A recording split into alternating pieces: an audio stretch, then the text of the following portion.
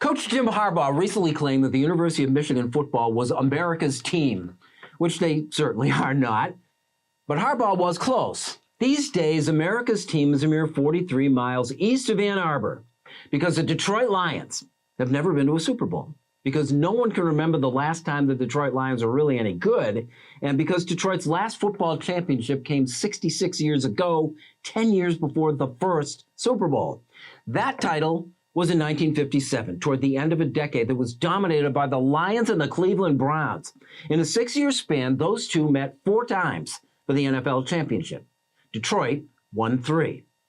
Quarterback Bobby Layne had a hand in all of them. The Blonde Bomber was a Hall of Fame football player by day, legendary swashbuckling carouser by night, the most popular athlete in Detroit who could do whatever, whenever, and wherever he wanted, and he often did. Layne routinely parked his car up on the sidewalk in front of his late-night establishment of choice and was arrested once for allegedly driving drunk on the wrong side of the road with his headlights off. He escaped justice before a sympathetic judge, claiming that the arresting officer had mistaken his Texas drawl for slurred speech.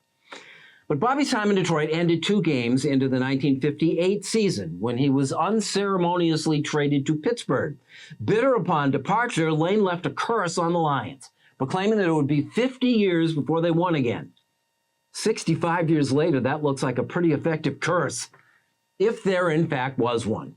No published mention of the curse appeared until 2001, when Detroit sports writer Jerry Green seemingly concocted it. It was re-energized when the Lions celebrated the supposed end of the curse in 2008 by going 0-16. And now in 2023, as they threaten to break it finally, the curse of Bobby Layne is again being retold, even if it never actually happened.